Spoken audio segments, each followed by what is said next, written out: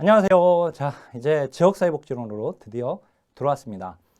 지역사회복지론은 지역사회를 표적체계로 하고 있는 겁니다.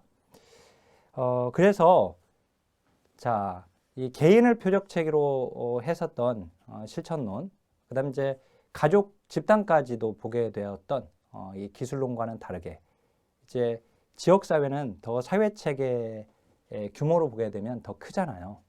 그죠? 그래서 이제 지역사회복지 실천론은 간접 실천이 되게 됩니다. 우리 이제 행정은 조직을 표적체계로 하거든요. 근데 조직이 커요, 지역사회가 커요. 지역사회가 크죠. 그죠? 그래서 지역사회복지는 이제 제도 정책 차원의 개념과 관련되어 있다. 물론 이제 지역사회 주민 한 사람 한 사람을 대상으로 또 이렇게 개입 또 그러니까 지역사회 주민들을 만나 가지고 실천이 이루어지긴 하지만 근데 이 표적 체계 자체, 이 표적은 지역사회 자체에 있는 거예요. 그래서 이제 그런 개념들을 어떻든 제2장에서도 그걸 다루게 되는데 먼저 우리가 봐야 할 거 출제 경향 분석표를 봐야겠죠.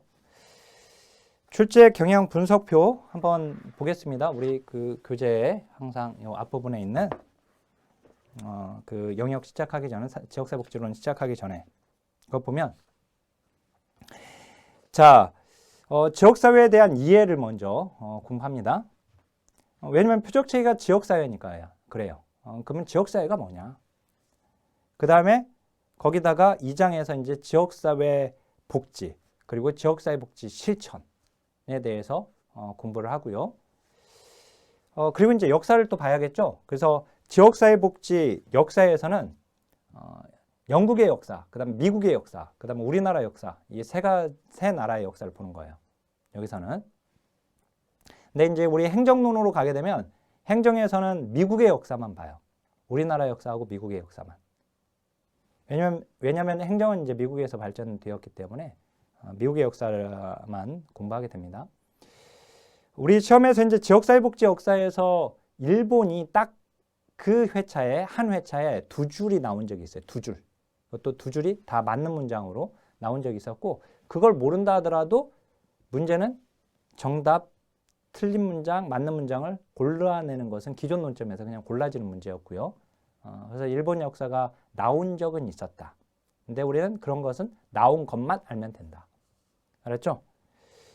자, 그 다음에 제4장으로 가게 되면 이론을 공부합니다. 지역사회복지 이론을 공부해요. 그래서 이 이론에는 여러 가지가 있습니다. 사회체계 이론, 생태학 이론, 그 다음에 또는 이제 기능주의 이론, 즉 기능 이론, 그 다음에 갈등주의 이론, 즉 갈등 이론, 그리고 그 자원 동원론, 또는 이제 사회 자본론, 또는 교환 이론, 사회 학습 이론 등등등 여러 가지가 있거든요. 그래서 그 이론들을 여기서 다루게 되고요. 그다음 이제 5장으로 가면 지역사회복지 실천 모델들을 공부하게 돼요. 이 모델은 기본 모형을 제시한 것은 로스만이라고 하는 학자가 기본 모형을 제시하거든요. 그래서 이 기본 모형을 지역사회 개발 이론, 그다음 개발 모델, 사회 계획 모델, 사회 행동 모델로 1967년에 60년대 이제 이 모델을 제시했고, 그리고 로스만의 모델이 기본 모형이니까 그 이후에 학자들은 로스만의 모델에다가 더 추가시키거나 로스만의 모델 자체를 세분화시켜 가지고 모델을 뭐 5가지 모델 또는 8가지 모델 뭐 등으로 이렇게 나누어서 또 추가시키고 해서 제시를 하게 되는데 그 모델들 중에서 우리는 로스만의 모델, 그다음에 테일러 로버츠의 모델, 그다음에 웰과 갬블의 모델 이런 모델이 이제 우리 시험에 나오고 있습니다. 영국에서 이 포프레 모델 이게 또 그 출제가 되는 부분이 있는데 그것도 어떻든 지역사회복지 실천과 관련된 이 모델들을 제 5장에서 보게 돼요. 자, 그리고 6장에서는 지역사회복지 실천 과정을 공부하게 되고요. 그 다음 이제 7장에서는 지역사회복지 실천에서의 사육사의 역할인데 우리 로스만의 모델을 기본으로 했을 때 그 모델에 따른 사회복사의 역할들이 있어요. 즉, 뭐 지역사회 개발 모델에서의 주된 사회복사의 역할이 있고 사회계획 모델에서의 주된 사회복사의 역할이 있고요. 사회행동 모델에서의 사회복사의 주된 역할들이 있어요. 그래서 그 역할들을 모델별로 이번에 모델별로 시험에 처음으로 나왔어요. 과거에 나온 논점이기도 했었는데 그때는 좀 조잡한 문제였다고 한다면 사실 뭐 그때 모델 문제나 지금 모델이 또 이번에도 너무 간단하게 나왔죠. 이렇게 샌더스가 주장했던 이제 사회 개인 모델로서 이제 사회복사의 역할을 물어봤거든요. 근데 그게 문제는 정답을 구하는 것은 어렵지는 않았습니다. 지금 우리가 공부하기 시작이니까 제가 이런 얘기하니까 좀 어려워 보이죠. 이런 내용, 이런 것들 내가 공부할 수 있을까, 알 수 있을까, 어렵지 않습니다. 그다음 이제 근데 모델별 사회복사의 역할뿐만 아니라 결국 우리가 실천론에서 공부했던 사회복사의 역할이 있죠. 그게 토대가 되는 거예요. 그걸 가지고 이제 지역사회에 적용하는 겁니다. 그래서 결국은 지역사회 복지론에서 나왔던 사회복사의 역할을 우리가 알고 있으면 돼요. 그래서 그게 이제 다 정리되어 있으니까 이 책에 그걸 이제 공부하게 됩니다. 그 다음에 제8장 보면 지역사회복지 실천의 사회복사의 기술도 이것도 우리 아까 로스만의 모델 있죠. 그 로스만의 모델에 해당되는 각각의 기술들이 있어요. 가령 지역사회 개발 모델에서는 조직화 기술이 이제 주로 사용되는 것인데, 그래서 조직화 기술. 그 다음에 사회행동 모델에서는 주로 옹호 기술이 사용되는데, 그 옹호의 기술, 이런 것들. 그 다음에 이제 뭐 사회 개인 모델에서는 프로그램, 계획과 관련된 건데, 그런 내용들이 여기 기술에서 또 나옵니다. 그 외에 뭐 연계 기술이나 자원 동원 기술이나 뭐 이런 것들이 이제 이 기술들이 나오는데, 그게 이제 또 시험에 나와요. 9장은 사회행동 전략과 전술이죠. 이거는 결국은 사회행동 모델이에요. 사회행동 모델에서. 근데 사회행동 모델에서의 전략과 전술인데 이걸 따로 9장에 분류되어서 나오고 있습니다. 빈출도는 떨어지죠, 대신에. 그죠? 빈출도는 떨어지는 부분인데 그래도 나왔던 부분이 있기 때문에 해당 부분을 공부를 해놓으면 되고, 이제 10장부터 13장까지는 너무나 잘 나오는 부분이에요. 특히 이제 10장의 지역사회 보장 계획은 무조건 한 문제가 나온다고 보면 됩니다. 알죠? 무조건 한 문제 나와요. 무조건. 여기는. 지역사회 보장 계획은 사회보장급여 이용제공 및 수권자 발굴에 관한 법률에 규정되어 있어요. 벌써 이제 법률 내용이 나오죠? 법제론에서도 문제가 나오는 법률인데, 일명 사회보장급여법이라고 하는 것인데요. 근데 거기에 지역사회 보장 계획 수립 시행 절차 내용이 거기에 이제 다 규정되어 있어요. 그 법에. 그래서 그 법의 사실상 법률의 내용이면서 지역사회 보장 계획 수립과 관련된 또 시행과 관련된 내용이 시험에 항상 나옵니다. 법률에 규정된 내용이죠, 결국은.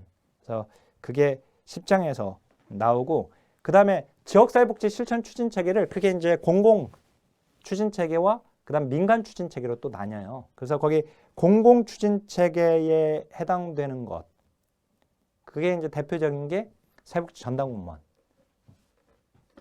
공공 전달 체계 최일선에서 근무하는 그러니까 전문 인력이 이제 사회복지 전담 공무원들이죠. 그다음에 이제 지역사회 보장 협의체 또는 사회보장 전담기구. 옛날에 복지사무 전담기구였는데 사회보장 사무 전담기구로 이제 바뀌었는데 그거 이제 그 내용들을 공부할 거고요. 지금은 이런 게 있나 보다 이렇게만 알면 돼요. 이거 받아 적지 마세요. 알았죠? 어차피 다 나와 있어요, 뒤에. 그다음에 이제 민간 지역사회복지 실천 추진 체계로서 사회복지협의회, 그다음에 사회복지관, 사회복지 공동모금회 또는 지역 아동센터, 지역 자활센터 또는 이제 사회경제주체로서 마을기업, 사회적 기업, 협동조합, 사회적 협동조합 이런 것들, 이런 것들이 이제 거기 민간 지역사회복지 실천 추진 체계에서 나오는 것들이에요. 보면 출제 빈도 굉장히 많죠, 높죠. 이번에 4문제나 나왔잖아요, 보니까. 그죠? 그리고 마지막으로 지역사회복지 운동입니다. 지역사회복지 운동도 뭐 주민 참여와 관련된 아른슈타인의 이제 분류, 이번에 또 그게 나왔는데 나올 거라고 봤는데 역시 또 나와줬습니다. 그래서 나온 것들 가지고 이제 공부하면 됩니다. 자, 그러면 우선 이번 시간은 제1장과 제2장을 다룰 겁니다. 그래서 제1장에서 지역사회에 대한 이해입니다. 거기 맵에 보면 지역사회 개념, 그 다음에 지역사회에 대한 관점, 특성, 기본 요소, 지역사회 유형, 지역사회의 기능과 비교 척도, 그다음에 지역 사회에 관한 이론 이렇게 정리가 되어 있는데 자, 먼저 지역 사회 개념입니다. 어휘적 개념이 나와 있잖아요. 거기에 보면 공동체, 지역 사회 이렇게 나와 있는데 그건 그냥 참조만 하시고 시험과 관련되어 있는 것은 이제 로스의 정의 이게 중요합니다. 이걸 알아야 돼요. 그 어휘적 개념은 사실 무시해도 상관없어요. 자, 로스는 지역사회의 개념을 어떻게 정해내렸냐면 지리적 의미의 지역사회와 그 다음에 기능적 의미의 지역사회로 나누었어요. 그래서 지리적 의미의 지역사회를 지리적 공동체라고 하고 그 다음에 기능적 의미의 지역사회를 기능적 공동체라고 해요. 알았죠? 그러면은 지리적 의미의 지역사회, 지리적 공간을 공유하면서 밀접하게 상호작용을 하는 사람들의 집단이에요. 지리적 공간을 공유하고 있는 사람들의 모임이에요. 이게 지리적 의미의 지역사회예요. 그래서 이제 그 행정구역과 같이 시도, 시군구, 읍면동과 같은 행정구역의 집단, 마을, 학교권, 그 다음에 시장권과 같은 자연스럽게 형성된 지역 집단을 얘기하는 거예요. 지역 집단.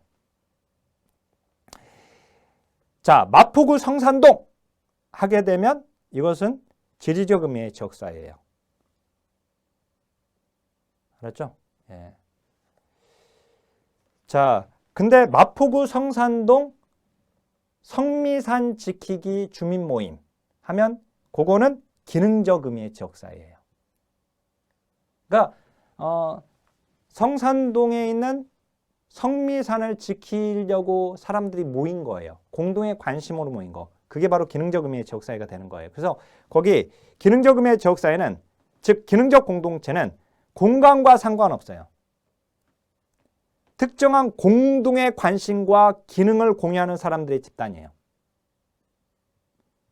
그러니까 그 마포구 성산동에 사는 사람만이 아니라 성미산에 대하여 성미산을 지켜야겠다 해서 다른 구에 사는 사람 또는 다른 지역에 사는 사람이 올 수도 있죠. 그 모임에. 그죠? 그래서 그건 지리적 영역으로 모여진 게 아니란 말이에요. 자, 공동의 관심과 기능.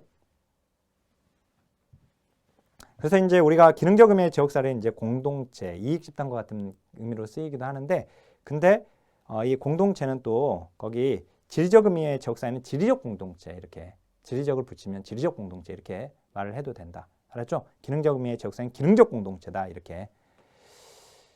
자, 구성원의 공동의 이익과 이해관계를 같이 하는 공동체다.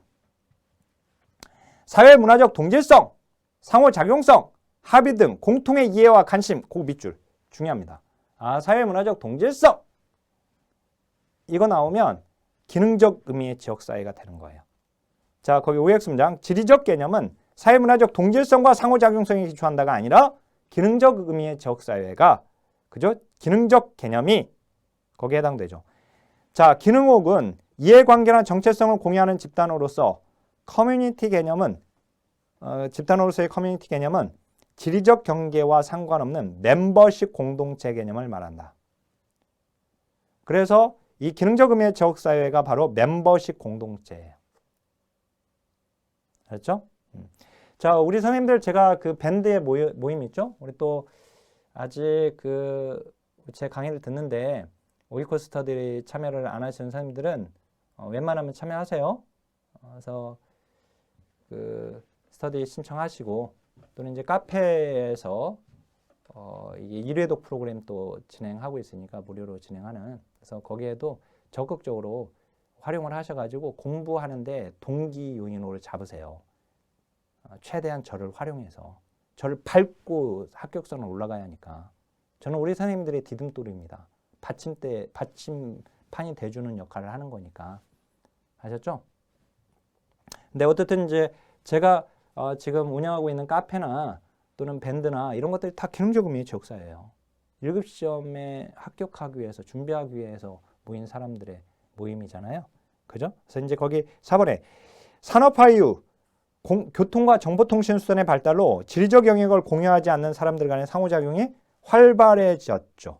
그래서 기능적 개념의 지역사회 개념이 필요하게 되었다. 그래서 과거에 비해 기능적 지역사회가 더 많이 나타나게 되었다.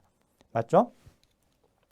자, 아까 마포구 성산동 주민 그러면 그거는 지리적 의미의 지역사회지만 마포구 성상동 성미산 지키기 주민모임이라고 하면 그건 이제 그 성미산을 지키기 위해서 모인 사람들이니까, 그죠? 그러면 이거는 꼭 마포구 성산동에 있는 사람들만 모인 게 아니잖아요, 그죠? 자, 거기 춘천시 후평동 이렇게 하면 이제 그건 지리적 의미의 지역사회인데, 후평동에 조기축구 모임, 그러면 그건 조기축구 모인 사람들은 축구와 또는 건강과 거기에 관심 있어서 온 사람들이잖아요, 그죠? 그러니까 그것은 조기축구회는 기능적 의미의 지역사회인 거예요, 그 집단들은. 알았죠? 그 마지막에 외국인 근로자 공동체나 가상 공동체, 온라인 커뮤니티, 이거 다 기능적 의미의 지역사회입니다. 그러면 이제 자, 넘겨보세요. 이제 과학적 정의 나와 있는데, 파크와 버제스의 이제 그 내용이 중요해요. 한 지역을 구성하는 사람들과 조직들의 지리적 분포라는 견지에서 고려될 수 있는 사회와 사회 집단에 적용되는 것이다. 거기서 이제 중요한 건 뭐냐면, 파크와 버제스가 한 말 중에 모든 지역사회가 사회예요. 하지만 모든 사회가 지역사회는 아니에요. 아셨죠?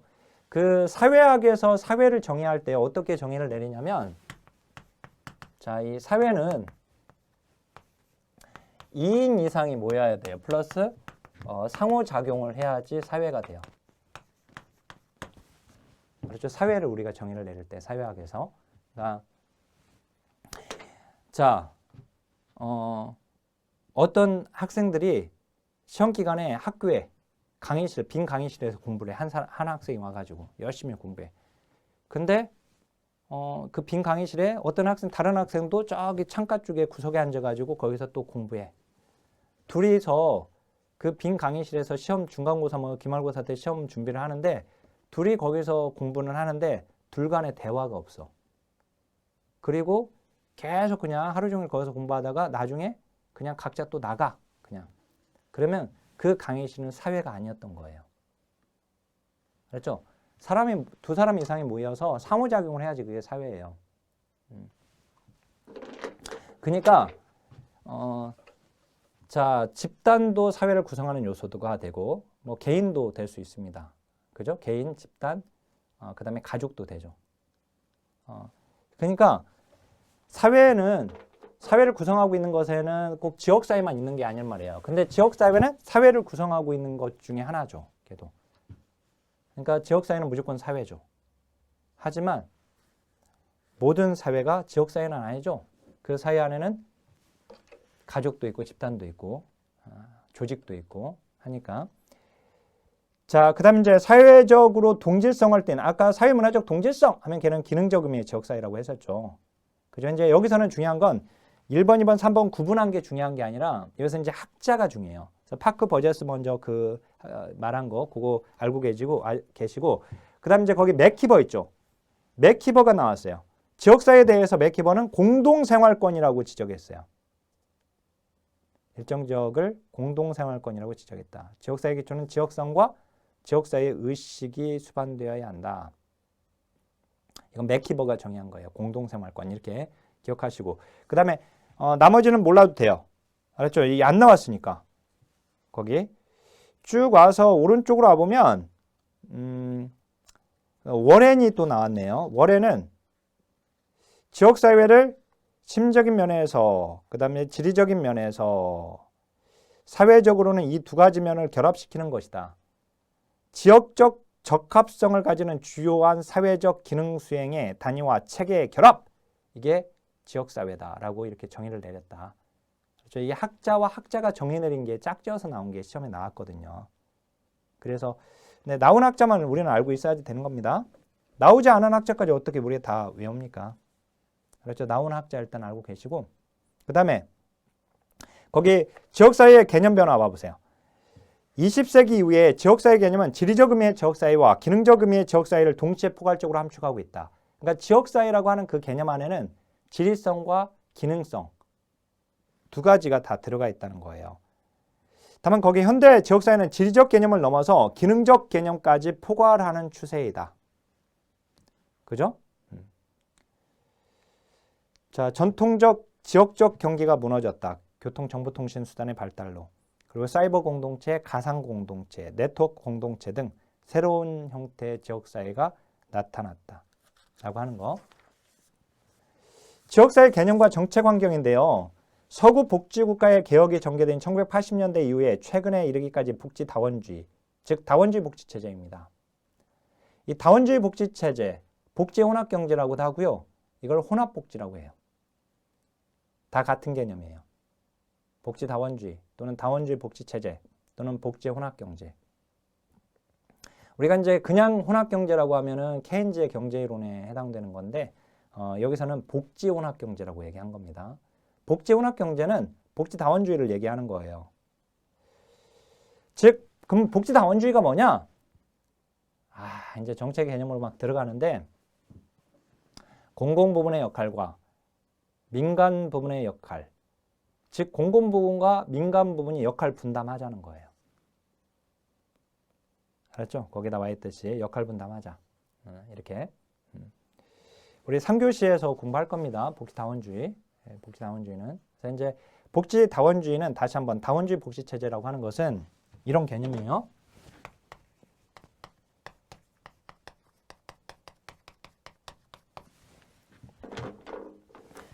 복지의 공급 주체를 어떻게 하자? 다양화하자. 다원화하자. 알았죠? 이 말은 복지의 공급 주체를 공급 주체의 다양화에 다양화. 복지국가 황금기를 통해서 복지국가 황립기와 황금기를 거치면서 국가복지의 역할이 너무 커졌다. 너무 국가가 많은 역할을 하고 있다. 그 역할을 국가만 하지 말고 민간한테 이양하라. 즉 민간 부문과 역할 분담하자. 그 말은 공공 부분의 역할이 너무 크니까 그거 띄어가지고 민간한테 넘기자라는 말이 되게 돼요. 알았죠? 이 국가의 역할이 너무 크니까 국가 역할을 축소하고 그래서 이제 이 작은 정부론이 되거든요. 작은 정부론. 작은 정부론. 국가 역할을 축소하고 국가가 했던 역할을 민간과 역할 분담하자. 말은 이제 민간하고 역할 분담이잖아요. 역할 분담이지만 그래서 복지 공급 주체를 민간의 다양한 주체가 참여할 수 있게끔 해주자. 라고 하는 말은 국가의 역할을 떼어내서 이 민간한테 넘기는 것이 돼요. 그러면. 그죠? 국가가 했던 역할들을 떼어내서 넘겨야죠. 그래서 복지다원주의는 민영화가 되는 거예요. 민영화. 그래서 복지다원주의가 곧 민영화예요. 다원화가. 다원화라고 하는데 이걸 복지다원주의, 다원화, 민영화가 돼요. 자, 그러면 거기 이제 이번에 주장하는 사람의 이념, 정치적 입장에 따라서 동상이몽격, 상반된 견해를 보인다. 자, 신자유주의 이념. 신자유주의는 복지국가 위기기를 주장했던 이념입니다. 복지 축소기. 반복지주의자라고 얘기를 하죠. 우리가 반복지주의. 복지를 반대하는 자들. 알았죠? 절반을 의미하는 반자가 아니라 반대하는 반자예요. 그래서 반대하는 반복지주의자들. 복지를 반대하는 이 신자유주의자들.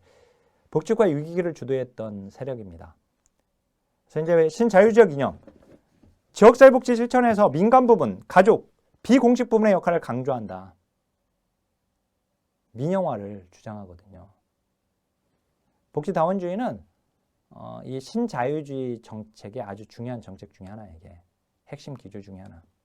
그러니까 신자유주의에서는 국가의 역할이 아니라 민간 부분의 역할, 상업적인 부분, 그 다음에 여기 지금 자발적인 부분, 자원 부분, 그 다음 비공식 부분 역할을 강조하게 돼요. 자, 근데 복지국가 역할 확대를 주장하는 입장, 사민주의 입장에서 이거 중도 좌파인데 사민주의 입장에서는 지역사회복지 실천에서 국가나 지방정부를 중심으로 한 공공부문의 역할을 강조하는 거예요.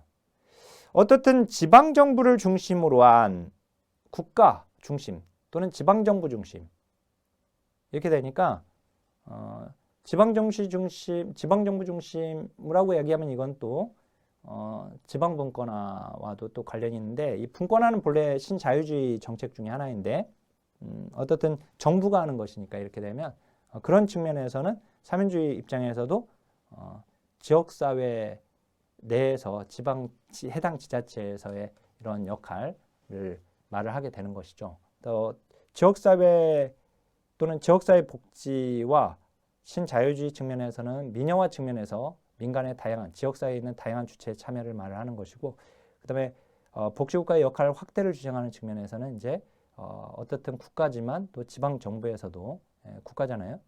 그 정부에서 하는 거잖아요. 그렇게 되면 그래서 이제 그런 측면에서 공공분의 역할을 강조하는 측면에서의 입장을 취한다. 그렇지만 어쨌든 둘 다 지역사회 복지에 관심을 갖게 되는 것이고, 자 거기 지역사회에 대한 관점 특성 기본 요소에서는요. 지역사회는 장소로서의 지역사회, 연대 또는 사회 계급 쭉 이렇게 나있는데 거기 갈등의 장으로서의 지역사회 이게 나온 적이 있어요. 지역사회 특성 중에 이게 7회 때 한번.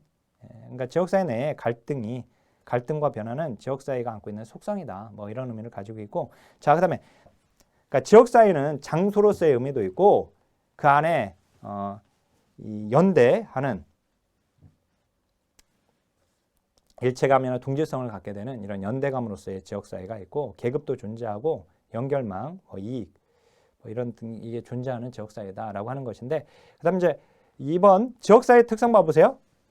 지역성, 그다음에 공동체 의식, 공동규범. 이게 이제 지역사회의 특징인데 그것보다 그건 외우지 마시고 그 아래로 내려와 보세요. 지역성은 또 뒤에 잠깐만요.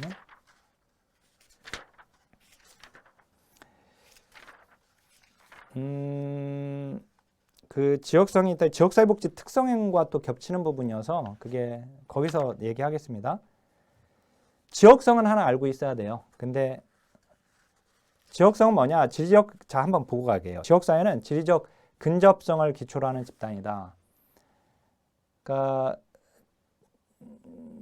그 지리적으로 가까운 사람들의 모임, 그게 이제 지역사회라는 것이다. 그래서 지역사회는 다른 사회 집단이기에 앞서 지역 집단이다. 그래서 지역성이라는 게 기초가 되어야 한다. 지역사회복지는 지역사회의 주민의 생활권역을 기초로 하여 전개되는 것이고, 생활권역은 주민 생활의 장이며 동시에 사회 참가의 장이기 때문에 지역성을 고려해야 한다. 이게 어디에 나오냐면 2장에 우리가 이번 시간 2장까지 지금 보려고 하거든요. 근데 그 지역성, 이게 지역성이 이제 11회 때 문제가 나왔어요. 지역사회복지는 주민의 생활권역을 기초로 하여 전개되는 것이고, 주민의 생활권역은 주민 생활의 장과 동시에 사회 참가의 장이므로 이것을 고려해야 한다. 이 특성을. 이게 뭐냐라고 이렇게 물어봤어요. 그래서 이게 지역성이었는데 힐러리가 제시한 이거 알아야 돼요. 지역사회 기본 요소. 힐러리. 사람 이름도 알아야 돼요. 이게 14회 때 한 줄로 나왔어요. 한 줄. 학자하고 지역사회 개념 연결시키는 거. 아까 뭐 우리가 워렌이랑 맥키버 이렇게 봤었잖아요. 근데 그때 이게 문제가 나오면서 거기다가 봐보세요. 길버트와 스펙트 해놓고 지리적 영역, 사회문화적 상호작용, 그 다음에 공동의 유대감 등 세 가지로 구성된다. X. 이거는 길버트와 스펙트가 말을 한 게 아니라 힐러리가 제시했기 때문에 틀린 거예요. 알았죠? 힐러리가 지역사회의 기본 요소를 일단 땅이 있어야 할 거예요. 지역. 그래서 지리적 영역. 두 번째, 상호작용을 해야 하거든요. 그리고 그들 간에 유대감이 있어야 돼요. 유대감이.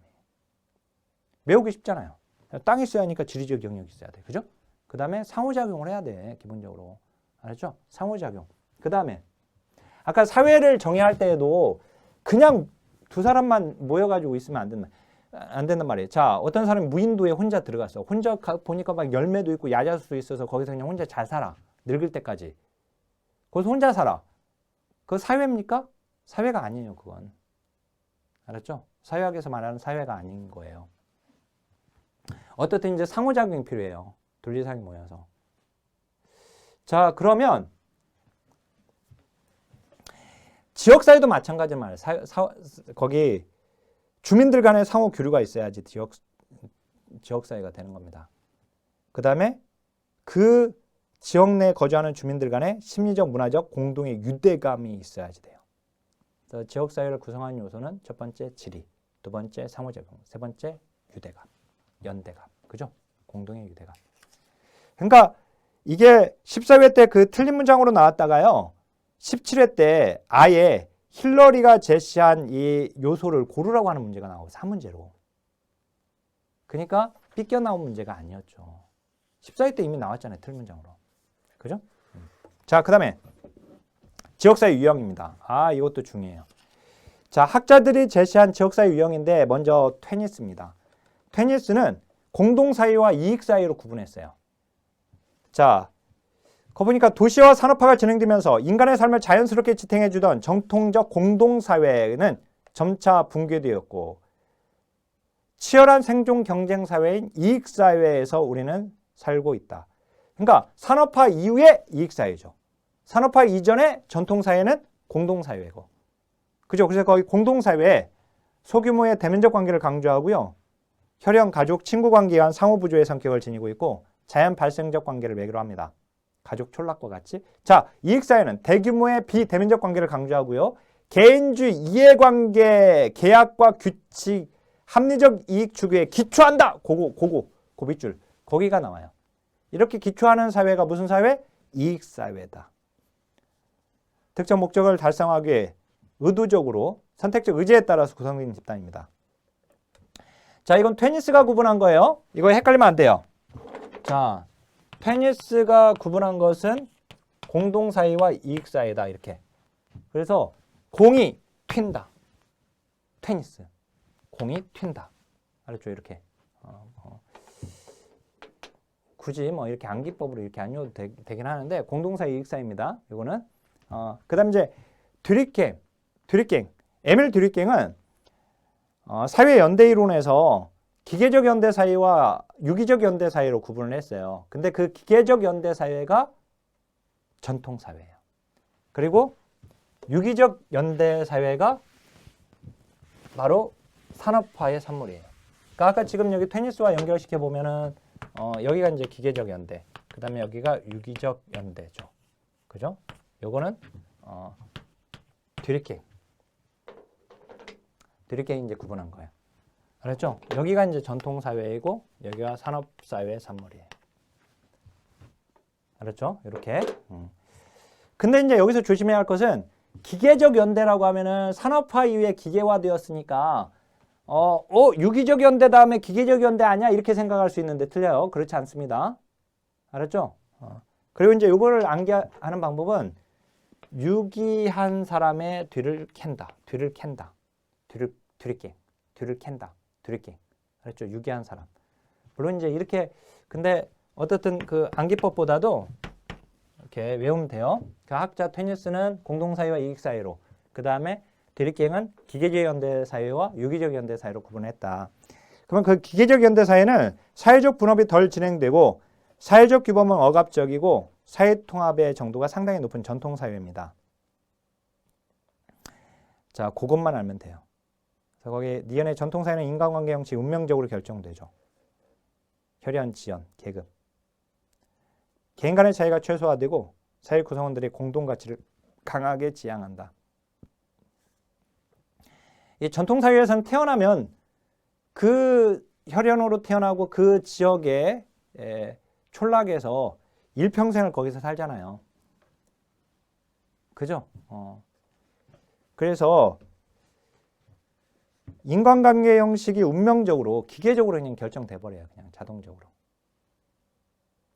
자, 반면 유기적 연대, 보다 발전되고 산업화된 사회의 특징으로 사회적 분업 또는 기능적 분화의 산물이다. 그래서 그 드리겜의 기계적 연대는 산업사회의 기능적 분화의 산물이다가 아니라 유기적 연대가 산업사회의 기능적 분화의 산물이죠. 그죠? 그것만 알면 돼요. 거기 뭐 니은 디귿까지 이렇게 나오지 않습니다. 자, 그다음에 지역사회 유형. 거기 누구예요? 더넴이네, 이번에. 더넴은 여러 가지 기준으로 지금 나누고 있어요. 그죠? 인구 크기에 따른 기준, 그 다음에 사회적 특수성, 그 다음에 경제적 기반, 행정구역, 기능에 따른 기준 이렇게 나눴어요. 누가? 더넴이. 학자 이름 외워야 돼, 이거 다. 테니스, 에밀 드리겜, 그리고 더넴 다 알아야 돼요. 로스, 아까 힐러리, 알았죠? 이거 다 학자 이름 다 알아야 돼요. 아까 맥키버도 있었고 공동생활권, 그죠? 그다음에 이제 누구예요? 워렌도 있었죠. 지역적 적합성이라고 얘기했나요? 네, 결합. 그 다음에 여기 이제 도냄은 어떻든 인구 크기에 따라서는 대도시, 중소도시 읍지역이고 사회적 특수성은 저소득 밀집 지역, 쪽방촌, 장애인 밀집 지역, 차이나타운, 외국인 집단 거주 지역 뭐 이런 것들이 다 사회적 특수성에 따른 기준이고요. 경제적 기반은 농어촌 지역, 관공업 지역, 그 다음에 행정구역은 특별시, 광역시, 시도, 시군군가, 읍면동. 자, 그다음에 그 기능에 따른 기준. 자, 거기에 지역사회에 존재하는 많은 이익 집단들, 사회적, 경제적 이익 증대를 위해서 동일업종의 공동사업을 전개하고 있는 각종 사회단체들, 이런 데 이제 여기 기능에 따른 기준에 해당됩니다. 그 UX 문장 보니까 지역사회 유형을 인구 크기, 경제적 기반, 그죠? 등으로 나누고 있죠. 누가 도냄이 맞죠? 그 다음에 이제 넘겨보면 지역사회 기능과 비교 척도입니다. 지역사회 기능은 길버트와 스펙트가 제시한 지역사회 기능이, 본래 길버트와 스펙트는 사회제도, 사회를 구성하고 있는 주요 사회제도, 5가지 주요 사회제도가 있다. 그리고 이 5가지 주요 사회제도가 하는 1차적 기능이 있다. 이렇게 제시한 거예요. 근데 그것을 워렌이라고 하는 학자가 지역사회에다가 적용시킨 거예요. 알았죠? 근데 어떻든 여기서 중요한 것은 길버트와 스펙트가 제시한 거죠. 결국은. 알았죠? 길버트와 스펙트가 가족, 종교, 정치, 경제제도, 사회복지제도가 주요 사회 5가지 제도예요. 그리고 이 5가지 주요 사회제도가 하고 있는 1차적 기능. 가족은 사회화 기능. 그죠? 그 다음에 종교는 사회통합 기능. 사회복지가 사회통합 기능이 아니라, 알았죠? 그 다음에 이제 경제가 생산분배 소비 기능, 정치가 사회통제 기능, 사회복지는 상부 상조 기능이에요. 알았죠? 이렇게 주요 1차적 제도, 1차적 기능. 근데 이제 조심해야 할 건 뭐냐면 길버트와 스펙트가 이렇게 1차적 기능을 제시한 것은요, 사회복지가 상부상조 기능을 하지만 다른 제도가 하는 1차적 기능의 역할을 하느냐 안 하느냐? 한다. 사회복지 분배 기능 합니까 안 합니까? 하잖아요. 그죠? 사회화 기능 합니다. 사회통합 기능도 해요. 사회복지가. 사회통제 기능도 하는 거예요. 사회복 정책에서. 알았죠? 그지만 사회복지제도가 하는 1차적 기능은 상부상조 기능이다. 이 얘기예요. 알았죠? 그러니까 다른 사회제도들도 다른 사회제도가 하고 있는 기능을 하긴 하지만 그렇지만 1차적 기능이 바로 그거다라는 거예요. 이해됐죠? 근데 이제 지역사회 기능도 마찬가지 5가지 기능을 하게 되는데 생산분배 소비의 기능을 하게 되고요. 그러니까 지역이 거기 예가 나와 있듯이 지역 주민이 생산한 채소를 마을 공동 판매장에서 진열해서 판매하고 하는 것들이 이제 해당되고 사회화 기능, 개인들이 사회와 이를 구성하는 사회적 단위들의 지식 가치 행동 양태를 사회 구성원들에게 전달하는 과정. 그 다음에 사회 통제 기능, 중요합니다. 그거 구성원들에게 사회의 규범에 순응하도록 하는 것이 사회 통제 기능이에요. 이제 정치제도가 이제 1차적 기능을 하고 있지만 어떻든 순응하게끔 하는 거. 그래서 보면 그 법률, 도덕, 관습 등으로 분류된다. 규범에 순응하게끔 만드는 것 중에서 예를 들어서 간마을에서 인사 잘하는 마을 만들기를 위해 조례를 제정했다. 그러니까 법률을 제정한 거니까 이건 사회 통제 기능에 해당되는 거예요. 또는 그 위반하는 청소년에게 벌금을 강제 부과했다. 그죠? 규범에 순응하게끔 만드는 거잖아요. 사회 통합 기능은 종교제도가 1차적으로 하는 기능이죠. 사람들 스스로 규범을 준수하여 바람직한 행동을 하도록 하여 결속력을 갖도록 만드는 것이 사회통합 기능이고 사회통합 기능은 주로 누가 한다? 종교제도가 하는 거예요. 1차적 기능. 그래서 을 종교단체가 지역주민 어르신을 대상으로 격려잔치를 개최하고 후원물품을 나눠준 거. 종교단체가 하고 있는 거잖아요. 그러니까 이건 사회통합 기능을 하고 있는 거예요. 상부상조 기능. 거기 월에는 사회통합을 이제 사회참여라고 해놨지만 그건 나온 적은 없습니다. 그 다음에 이제 상부상조 기능. 서로 간에 도와주게끔 만드는 기능이 상부상조죠. 상호부조. 그죠? 이게 바로 사회복지가 주로 하는 기능. 그래서 거기 OX 문장 제일 아래 보면 로스는 지역사회 기능을 사회통제, 사회통합 등 5가지로 구분하였다. 로스가 아니라 누구? 길버트와 스펙트. 알았죠? 판토아와 페리가 또 뭐 추가시킨 게 있는데 그건 몰라도 됩니다. 나온 적 없고. 그 다음에 내려와 보면 워렌이 좋은 지역사회, 역량 있는 지역사회에서 워렌은 좋은 지역사회를 말을 했어요. 그래서 지역사회 구성원 간의 인격적 관계가 이루어져야 하고 권력이 폭넓게 분산되어야 하고 자 다양한 소득과 인종, 종교, 이익 집단이 포함되어야 하고 지역사회 구성원들의 자율권이 충분히 보장되어야 하고 정책 형성 과정에 갈등은 최소화되고 협력이 최대화되는 지역사회가 좋은 지역사회다 이렇게 제시했는데 이게 11회 때 나왔어요. 그 다음에 펠리는 역량 있는 지역사회라는 표현을 쓰고 있는데요. 거기에 그래서 그 OX 문장 펠리는 역량 있는 지역사회를 바람직한 지역사회로 보았다.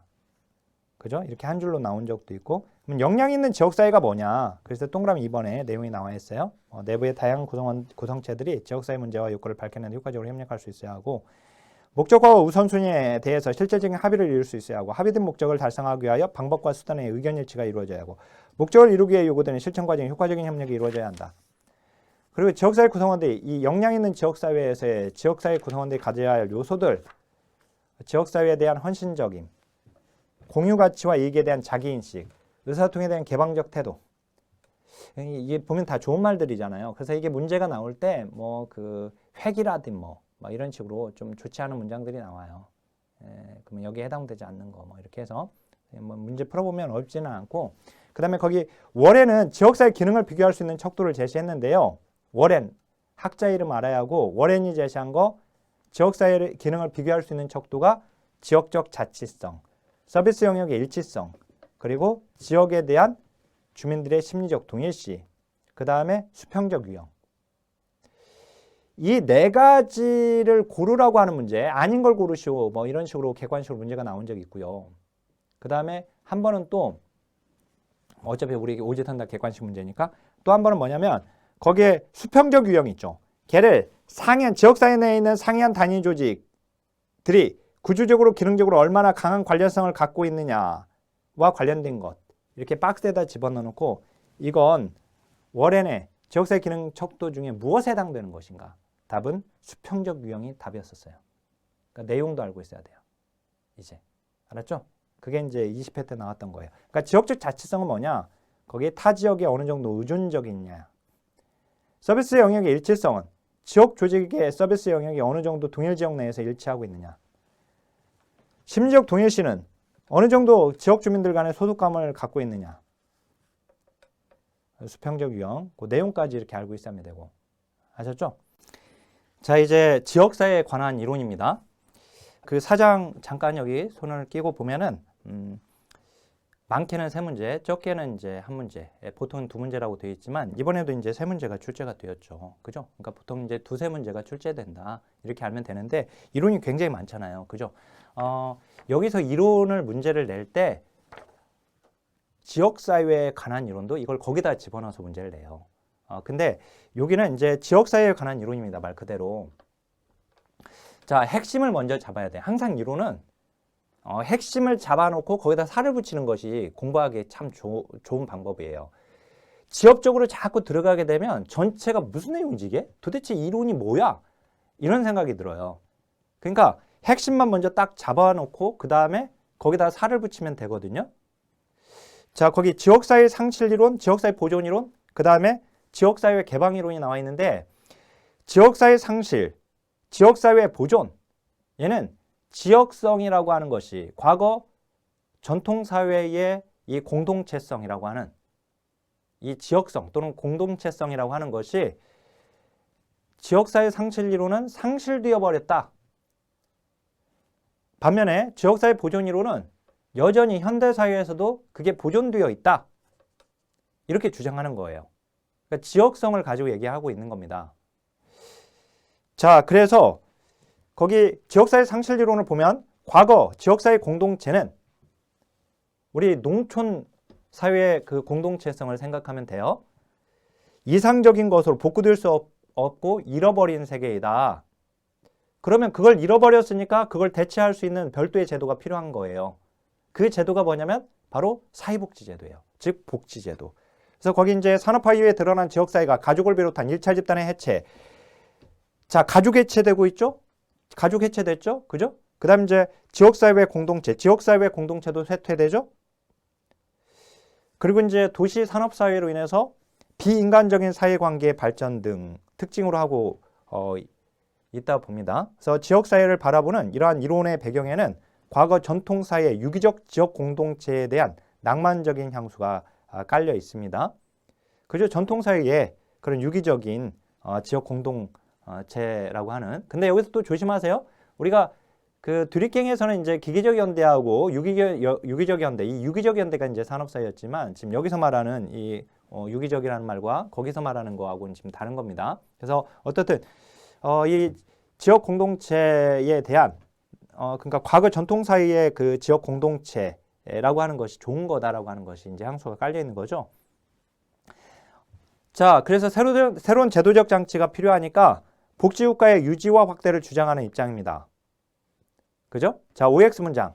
맞는 문장으로 나왔고요. 자, 지역사회 보존 이론 봐보세요. 지역사회 보존 이론은 지역사회 상실 이론에 대한 반론이다. 자, 현대사회의 산업화된 도시에서 살고 있는 도시인도 농촌사회에서와 비슷한 혈연, 이웃, 친구에 의한 사회적 관계를 여전히 갖고 있다. 자, 현대사회에서도 이러한 사회적 관계망을 육성하고 지지함으로써 전통사회가 가지고 있었던 지역사회의 사회적 기능을 보존할 수 있다라고 보는 겁니다.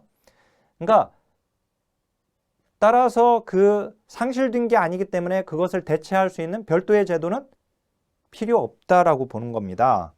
그래서 복지국가의 제도적 역할을 축소시키고 가족이나 지역사회가 갖고 있는 상호부조 기능 수행을 강조하는 입장이에요. 자, 그래서 거기 OX 문장 이번에는 지역사회 상실 이론이라고 했는데 전통사회가 가지고 있는 지역사회의 사회적 기능을 보존할 수 있다. 들렸죠? 지역사회 보존 이론이라고 해야지 맞는 겁니다. 자, 그 다음에 이제 지역사회 개방 이론은 앞에 두 이론이 지역성의 상실과 보존에 초점을 두고 있지만 자, 이 이론은 혈연, 노동, 주거, 직업, 관심 등과 같은 폭넓은 관계망의 틀을 고려하고 있다. 사회적 지지망의 관점에서 이런 비공식적인 연계를 강조합니다. 다시 한번 이 지역성에 기초한 개념에서 벗어난 거예요. 그리고 비공식적 연계를 강조. 지역성에 기초한 개념과 공통의 이해 및 관심에 기초한 개념을 결합시키고 있는 것. 이게 지역사회 개방이론입니다. 그래서 거기 이제 사회적 지지망 관점에서 비공식적 연계를 강조한다면 맞는 거고요. 자, 그러면 이제 2장으로 가죠. 이제 지역사회 복지와 지역사회 복지 실천에 대한 이해입니다. 이제 자, 이번에 여기서 이제 두 문제가 출제가 되었어요.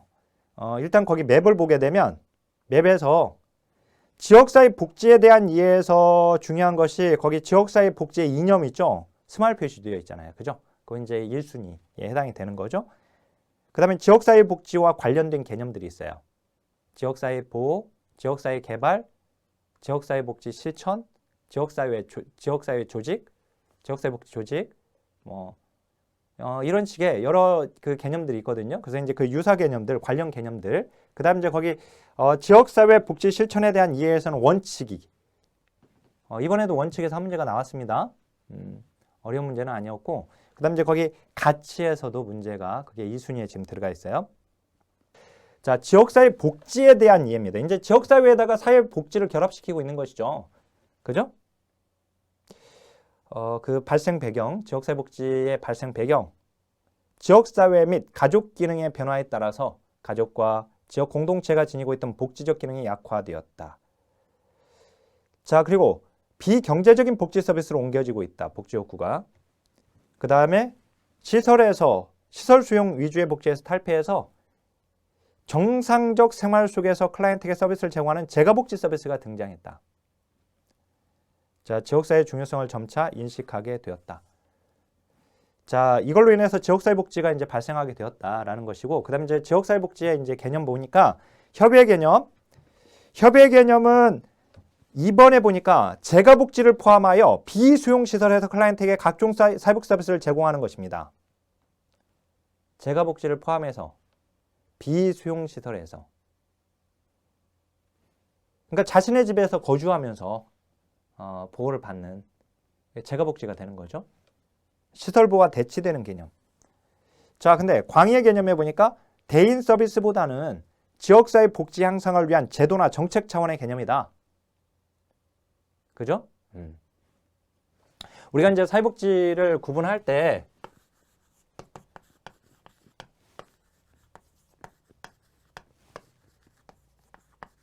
이렇게 마이크로, 메조, 매크로 이렇게 구분을 해요. 그래서 이제 여기가 것이죠. 그다음에 이제 여기가 미시입니다. 여기가 이제 중시 또는 중범위가 되게 돼요. 이 것이는 간접 실천이에요.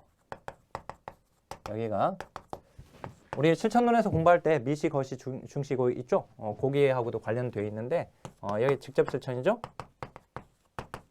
그죠? 근데 우리 이제 이게 여기다가 이제 우리 사회복지 방법론을 한번 적용을 해보면 여기 매조에 해당되는 부분 있잖아요. 여기가 바로 행정이에요. 행정. 사회복지 행정. 행정은 조직을 표적체계로 하거든요. 여기는 조직을. 알았죠? 근데 이제 여기 매크로에 해당되는 게 정책이에요. 정책. 정책, 거시정책. 정책, 법제. 정책론, 법제론. 이런 것들이 여기에 들어가는 거예요. 그죠? 그 다음에 이제 직접 실천에 해당되는 것이 실천이에요. 이 실천은 결국 얘는 사회 서비스입니다. 사회 서비스가 이제 실천이 되는 거예요. 그러면 여기 정책, 제도 정책, 그러니까 제도 정책. 이제 법제가 이제 여기 제도. 결국 이것이 이제 정책이죠, 결국은 또. 그죠? 근데 이제 이 정책을 사회 서비스로 전환하는 것. 그래서 행정이 정책을 사회 서비스로 전환하는 매개 역할을 하고 있는 겁니다. 자, 근데 지역사회복지는 지역사회를 표적체계로 하고 있습니다. 자, 그러면 지역사회, 우리가 지금 공부하는 지역사회 복지는 얘는 지역사회가 표적체계거든요. 행정은 조직이 표적체계예요. 그러면 지역사회가 큽니까? 조직이 큽니까? 사회체계 크기 분류로 보게 되면 당연히 지역사회가 크죠. 조직보다는 지역사회가 더 큰 거예요. 그죠? 조직 내 지역사회 내에 다양한 조직들이 존재하고 있으니까. 그죠? 그러면 이거를 방법론을 그냥 직접 실천이냐 간접 실천이냐 그냥 양분해 버리잖아요. 그냥 이분법으로. 그러면 중시, 행정은 간접으로 가는 거예요. 직접으로 가는 게 아니라. 알았죠? 그러면 행정조차도 간접으로 간다면 조직보다 더 큰 지역사회를 표적체계로 하고 있는 지역사회복지도 간접으로 가는 거예요. 간접 실천으로. 알았죠? 물론 이제 지역사회복지는 지역사회 주민들을 통해서 하죠. 지역사회 주민 한 사람 한 사람 만나는 거니까 그러면 그것도 직접 실천 아닌가요? 이렇게 얘기할 수 있는데 그게 아니라 그것보다는 지금 그 얘기인 거예요. 여기 광양의 개념은. 물론 대인 서비스도 하고는 있지만 지역 주민들을 만나면서 이루어지게 되니까 근데 그것보다는 지역사회 복지 향상을 위한 제도나 정책 차원의 개념이다 라고 하는 거. 자, 포괄적인 개념으로 지역성이 강조되는 개념에서 전문 또는 비전문 인력이 지역사회 수준에 개입합니다. 그러니까 지역사회 복지는 전문가만 개입한다 그러면 안 돼요. 전문가만 개입하는 게 아니라 비전문가도 전문 인력도 개입하는 것입니다. 자, 그다음에 니은. 이거 다 나온 거예요. 그거 포괄적 개념으로서의 고객. 그 니은 보니까 지역사회 복지 활동은 반드시 전문적인 활동이라고 말할 수는 없다. 민간 활동에서부터 오늘날 민간 자선 활동, 지역사회 개발 운동, 전문적 지역사회 사업을 포함하는 내포하는 포괄적 성격을 띠고 있다. 그럼 또 하나, 개별 사회사업, 즉 개별 복지 또는 가정복지보다 광범위한 개념이죠. 왜?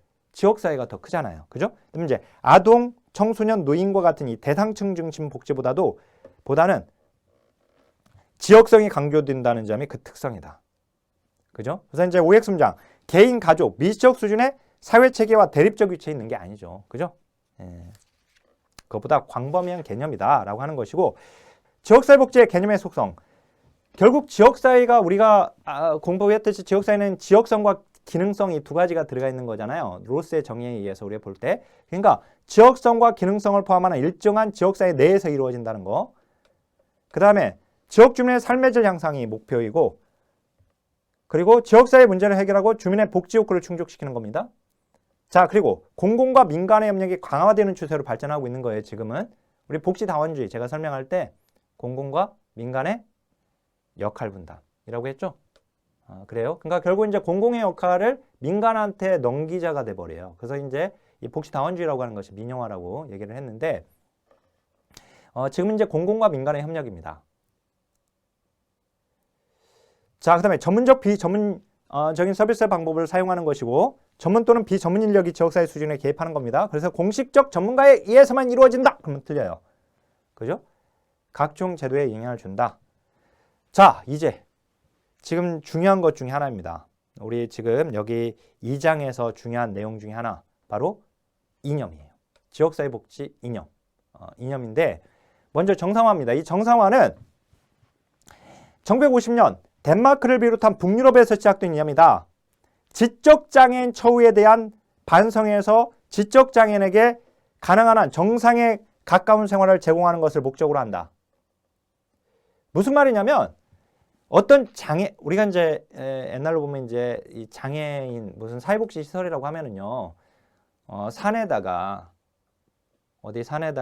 건물 만들어서, 또는 이 도시 외곽에다가 무슨 뭐 이렇게 건물 만들어서 거기다가 장애인들을 다 수용해 가지고 거기서 뭐 말대로 이제 공기 좋고 물 좋은 이 산속에다가 만들어 놓고 그 안에다 집어넣는, 이 수용하는,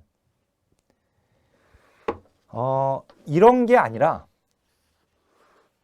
장애를 지니고 있다 하더라도 그들이 자신이 살고 있는 주거 환경 내에서 거주하면서 살아갈 수 있게끔 하는 거, 이게 바로 정상화예요. 그래서 거기 휴먼 서비스 영역에서 서비스의 지침이 될 수 있고요. 이 정상화 이념이라고 하는 것은 덴마크에서 처음으로 법에서 규정이 됩니다. 덴마크 정신지체 장애인 부모회. 우리가 정신지체라고 말하면 안 돼요. 그 지적장애라고 얘기합니다. 알았죠? 정신지체라고 말하기보다 지적장애라고 얘기해야 돼요. 우리가 지금 장애인이라고 하지 장애자라고 하지 않잖아요. 지금 장애자라고 하면은 큰일 납니다.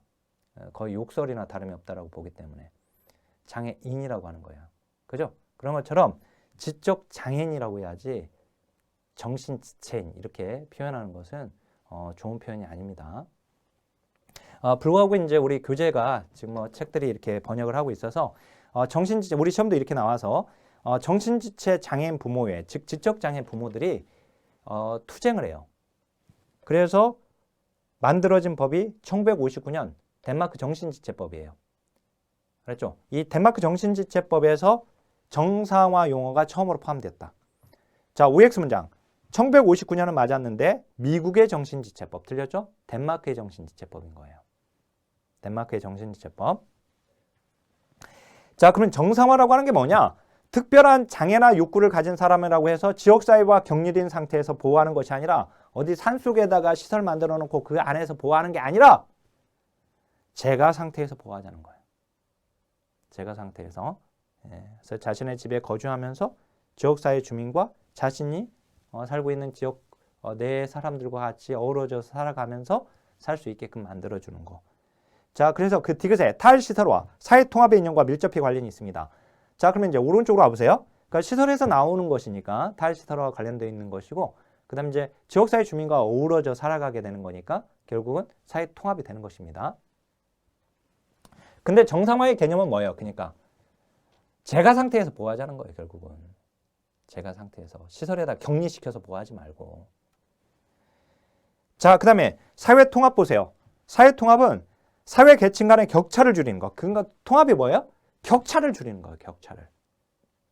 그래서 불평등을 해소하고, 그래서 삶의 질을 제고해 나가는 것이다. 결국 또 지역사회 내에서의 사회통합이라고 하는 것은 보호를 필요로 하는 장애인이나 노인이나 이런 지역사회 사회적 취약계층, 그래서 보호 대상자들이 일반 주민들과 함께 어우러져서 살아가는 거예요. 자, 탈시설화는 뭐냐? 시설을 없애버리겠다는 게 아니에요.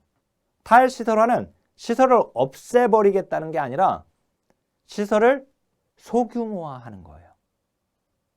알았죠? 시설을 소규모화. 그리고 시설의 바람직한 개방화. 그래서 그 시설 보호를 폐쇄적 체계에서 지역사회가 참여하는 개방적 체계로 전환하자. 그러니까 무시설주의가 아니란 말이에요. 시설을 그리고 소규모화하자. 그룹홈이나 주간보호시설이나 단기보호시설과 같이 자신의 집에 거주하면서 그 시설을 이용하게끔 만들어주는 거. 이것도 지금 탈시설화예요. 폐쇄적인 체제에서 지역주민 자원봉사자 후원자들이 적극적으로 참여하도록 만드는 개방체계. 시설의 바람직한 개방화입니다.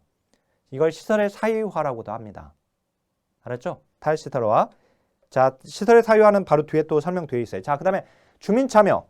당연히 지역사회복지는 주민들이 참여해야죠. 그래서 주민참여의 이념이 중요해요. 공급자 중심의 사회 서비스 제공에서 이용자 중심의 서비스 제공으로 변화하게 되는 겁니다. 주민이 참여함으로 인해서. 그리고 이 주민은 지역사회 서비스의 이용자이면서도 공급자이기도 하거든요. 그죠? 우리가 정책에서 이런 표현을 써요. 중산층은 복지의 담세자이면서도 수혜자다. 그러니까 중산층은 자기가 복지에 필요한 재원을 마련해주는 세금을 내는 담세자, 세금을 내는 사람이기도 하지만 결국 그 중산층은 복지의 수혜자이기도 한 거예요. 이런 표현을 쓰게 되거든요. 근데 이제 여기 지금 지역 주민들은 복지 서비스를 제공하는 공급자이기도 하고 본인들이 또 그 서비스를 이용하는 이용자이기도 하다. 즉 단순히 서비스를 받는 사람으로서만의 위치가 아니라 제공자로서의 양면성을 다 가지고 있는 것이고요. 그런 주민이 참여하는 것입니다. 그럼으로써 이용자이면서 수혜자인 그 지역 주민이 참여하는 오늘날 이제 지방자치제 시행으로 인해서 더욱 그 중요성이 강조되는 원리. 주민과 지방자치단체와의 동등한 파트너십을 형성하는 거. 자, 그다음에 네트워크화. 다양한 욕구를 지닌 클라이언트를 충족시키려면 서비스 공급 체계의 네트워크화, 즉 지역사회 체계의 통합입니다. 이용자의 조직화, 관련 기관과의 연계 등 다양한 네트워크 구축이 필요하다. 결국 사회적 인과관계의 조직화를 의미한다. 그래서 그 여러 가지 예들이 지금 나와 있죠. 그죠? 거기 네트워크화를 위해서는 이런 것들을 하는 것이다. 이렇게 얘기했는데 결국 지역사회 이런 다양한 서비스 또는 이 관계 간의 연계, 이를 통한 통합, 네트워크화 이것도 지역사회 복지 이념의 하나입니다. 자, 다시 한번 뭐였죠? 한번 세보세요. 첫 번째 정상화 있었죠. 그죠? 그 다음에 탈시설화, 사회통합. 그죠? 그 다음에 주민참여, 그 다음에 네트워크화. 그죠? 여기까지이고요. 그 다음에 거기 이제 가족주의와 국가주의가 나와버렸어요. 요거 지금 여기가 지금 시험이 9회 때 한 번 나왔어요. 삐껴 나온 거죠. 그리고 그때 한 번만 나오고 더 이상 나오지 않았어요. 근데 요거는 이 자녀적 복지와 제도적 복지, 정책론의 자녀적, 제도적 복지의 개념을 알아야 됩니다. 자, 이걸 구분한 학자가 윌렌스키와 르보라고 하는 학자가 구분했어요. 윌렌스키, 르보. 알았죠? 요거. 복지국가 이제 우리 그 유형에서 정책론에서 나오게 되는데 이걸 이제 복지국가 유형을 구분할 때 이분법적 모형이라고 해요. 두 가지로 구분을 한 거예요. 복지국가의 모형을. 근데 윌렌스키와 르보가 이걸 구분할 때 무엇을 기준으로 구분했냐면 그 기능을 가지고 구분을 했어요. 사회복지가 어떤 기능을 하느냐. 그래서 사회복지가 자녀적 기능을 한다. 그걸 자녀적 복지라고 했고요. 사회복지가 제도로서의 기능을 한다. 이걸 제도적 복지라고 합니다. 알았죠? 자녀적 사회복지, 제도적 사회복지. 그죠? 그러면 자녀적 사회복지, 자녀적 복지에서는요. 여기서는 중요한 거 잊지 말아야 돼. 이거 반드시 기억해야 하는데 거기 우리 그 표에 보면 그 전제 보니까 가족과 시장의 완전성을 전제로 해요. 완전성. 여기는. 반면에 제도적 복지는 가족과 시장의 불완전성을 전제해요. 알았죠? 자녀적 복지에서는 가족과 시장의 완전성을 전제한다. 그러면 이 가족과 시장은 뭐냐면 사회 체제거든요. 얘가. 사회 체제 또는 사회 구조. 사회 체제의 완전성을 전제로 해요. 이 말은 뭐냐면 사랑해서 결혼해서 가족을 이루었어. 그러면 그 가족은 완전한 거예요. 그러면 이혼을 하면 돼야 안 돼요? 이혼을 하면 안 되는 거야. 자, 시장은 완전해. 일할 곳 천지야. 근데 실직자들이 발생돼. 그러면 돼야 안 돼? 안 되는 거예요. 아니, 일할 곳 천지인데 왜 일 안 하고 있는 거예요? 이렇게 보는 것이 자녀적 시각이에요. 자녀적 복지에서는 가족과 시장은 완전해요. 따라서 거기에 적응하지 못하고 가족이 해체가 되거나 이혼이나 별거 또는 시장에서 실직을 당하는 것은 사회체제는 완전하기 때문에 거기에 적응하지 못하는 그 개인이 문제인 거예요. 그 가족이 문제인 거예요. 그래서 여기는 책임을 누구한테 묻냐면 개인과 가족에게 물어요. 그래서 이걸 개인주의, 가족주의라고 해요. 알았죠? 개인과 가족한테 책임을 묻는. 이게 바로 개인주의, 가족주의예요. 자, 다시 한번 얘기하면 개인주의, 가족주의는 이런 거예요. 개인, 가족의 자율성과 독립성과 프라이버시를 최대한 존중해줘요. 그리고 그걸 존중해줬으니까 그 결과에 대한 책임은 네가 져. 네 가족이죠?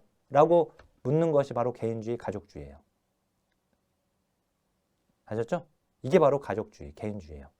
반면에 제도적 복지에서는 가족과 시장은 불완전해요. 가족이 완전합니까? 주소득자인 아버지가 질병에 걸려서 아파가지고 일을 못하거나 또는 사망하거나 그러면 그 가족은 힘들어지죠. 그죠? 시장이 완전합니까? 자, 이 제도적 복지에서는 가족과 시장, 즉 사회체제는 불완전하다고 전제해요. 그러니까 여기서는 그 개인한테 책임을 묻지 않아요. 그러면 그 책임을 누가 져야 돼요? 공동체가 져주는 거예요. 공동체, 즉 집합이. 공동체가 책임을 진다는 것은 그건 국가가 책임을 지는 거예요. 국가가. 그래서 여기는 집합주의, 국가주의로 오게 되는 거예요. 알았죠? 그래서 지금 우리가 지금 문제에 나왔던 그 가족주의와 국가주의 문제는 개인주의와 집합주의의 문제이기도 하고 그리고 자녀적 복지와 제도적 복지의 문제이기도 해요. 알았죠? 자, 그러면 지금 여기서는 딱 필요한 것만 좀 강의하겠습니다. 여기 말할 내용이 너무 많아요. 여기서 지금 관련된 내용이 너무 많아가지고 자, 참고로 여기 그 자녀적 복지는 여기는 이제 어디와 연결되냐면 여기는 자녀적 복지 입장에서는요. 사회복지 대상자를 정할 때 어떻게 하냐면 골라서 대상으로 잡아요. 정해요. 그래서 이걸 선별주의라고 해요. 왜냐면은 가족과 시장은 완전하거든. 그래서 대부분은 거기에 적응하면서 잘 살아가거든요. 근데 거기에 적응하지 못하고 이혼하고 별거하거나 또는 실직을 하거나 그러면 그 사람들이 뭔가 문제 있는 사람으로 보게 되는 거예요. 아니 대부분은 다 적응하면서 사는데 거기에 적응하지 못하고 살아가는 사회체제에. 사회체제는 완전한 건데 뭔가 문제 있는 사람으로 보는 거예요. 그래서 그럼 뭔가 문제 있는 그런 사람들만 골라서 대상으로 삼자라고 하는 게 선별주의예요. 그렇죠? 자녀적 복지로부터 나오게 돼요. 자, 반면에 제도적 복지는 사회체제 자체가 불완전하다는 전제를 깔아요. 여기서는. 사회체제는 불완전하다. 자, 우리 선생님들도 아마 그래 일할 곳 천지야 이렇게 생각하는 사람들도 있어요. 그리고 이제 지하철에 노숙인들이 있으면 저 사람들 뭐야? 일도 안 하고 저 사람들 참 일할 곳도 많은데 이렇게 생각하는 사람들이 있고 그죠? 그 사람들이 자녀적인 시각을 가지고 있는 거죠. 그죠? 근데 이제 그렇지 않다. 사회 체제 자체가 문제가 있다. 사회 구조 자체가 문제가 있다. 그러면 여기는 따라서 누구라도 사회복지 대상자가 될 수 있다고 보는 거예요. 그래서 여기는 모두를 대상으로 삼는 보편주의가 되는 거예요. 그래서 여러분들 이번에도 이제 선별주의, 보편주의 문제가 정책론에서 나왔거든요. 이거 정책론에서 나오는 문제예요. 급여 자격자를 결정하는 방법인데, 그래서 이제 이렇게 연결되는 겁니다. 자, 그러면 여기는 가족과 시장은 완전하니까 가족은 실패합니까? 시장은 실패합니까? 아닙니다. 시장은 실패하지 않아요. 알았죠? 시장은 완전하니까. 그럼 누가 실패하는 거야? 정부가 실패하는 거예요.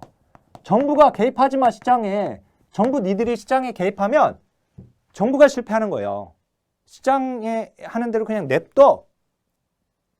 알았죠? 정부 니들이 개입하는 순간 실패해. 니들은. 자, 반면에 여기는 가족과 시장은 불완전해. 그러니까 여기서는 시장이 실패하는 거야. 시장이 실패. 알았죠? 네, 시장 실패를 전제합니다. 자, 그러면 이제 한 가지만 더 추가하고 좀 여기서 설명을 좀 마치겠습니다. 뭐냐면은 여기서 이제 자녀적 복지라고 하는 것은요. 거기 우리 표에 보면 거기에 기능 구분에 제1선에 거기 보충적 기능, 다른 제도의 종속적 제도라고 되어 있어요. 얘가. 다른 제도의 종속적이라고 되어 있어요. 그죠? 종속적인 제도. 이때 말하는 다른 제도가 뭐냐면 이미 우리가 공부했던 가족제도, 종교제도, 정치제도, 그리고 경제제도를 얘기해요. 사회의 주요 제도인 이 네 가지 제도. 이 제도의 한마디로 종속적. 한마디로 이게 강의 용어는 아니지만 따까리를 하는 거, 따까리. 좋은 용어는 아닙니다. 근데 어떻든 따까리 역할을 하는 거예요. 따까리. 그 가족과 종교와 정치, 경제제도가 주된 사회제도인데 걔들은 제도야. 근데 그 제도들이 어떤 문제를 일으켜. 그러면 그때 사회복지가 얘들의 문제를 찌꺼기를 청소해주는 역할이에요. 그래서 이제 우리 그 식판 밥 먹고 나면 그 잔반 이렇게 버리고 이렇게 하잖아요. 그러니까 이 찌꺼기 청소해주는, 잔반 청소해주는 사회복지는 제도가 아니었던 거죠. 근데 이 제도적 복지로 오게 되면 거기 보니까 뭐라고 되어 있어요? 제1선의 기능이다. 독자적인 기능을 한다.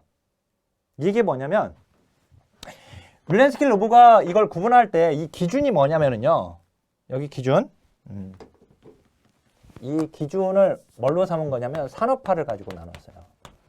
시대적 구분은 산업화입니다. 그러니까 여기는 산업화 전이야. 자녀적 복지는. 근데 제도적 복지는 산업화 이후예요. 산업화 이후. 그러니까 사회복지가 산업화 전에는 자녀적 기능을 했었던 겁니다. 제도가 아니었던 거예요. 그런데 산업화가 되고 나서 사회복지가 제도로서 만들어지게 돼요. 가족 해체되죠. 지역사회 쇠퇴하게 되죠. 공동체성 이런 쇠퇴하게 되죠.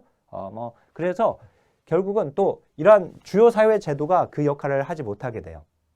제대로 어떤 기능을 못하게 되는데 그 기능이 무슨 기능이냐면 상부상조 기능을 못하게 됩니다.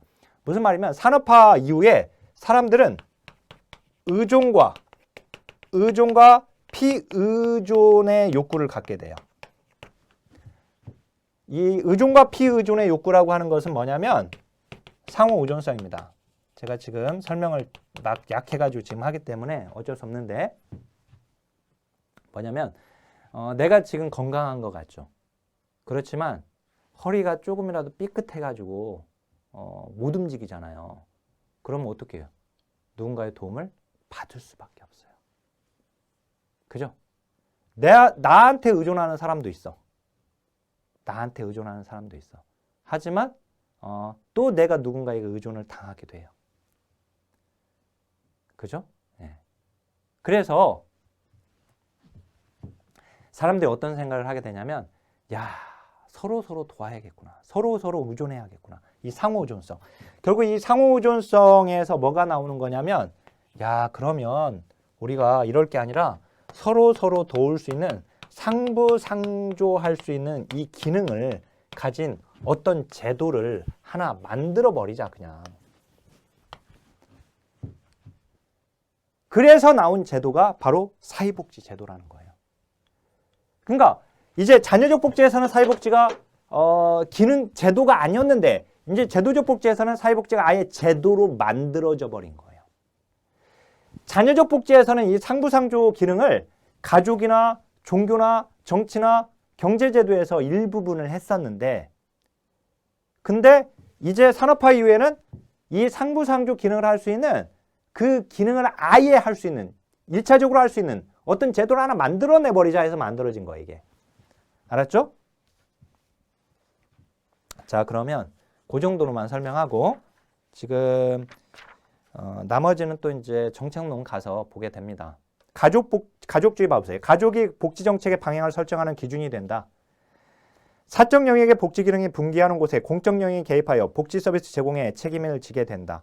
렌스키가 구분한 보충적, 이 보충적 역할이 바로 자녀적이라는 뜻이에요. 이거 보충적 복지, 보완적 복지, 자녀적 복지라고 합니다.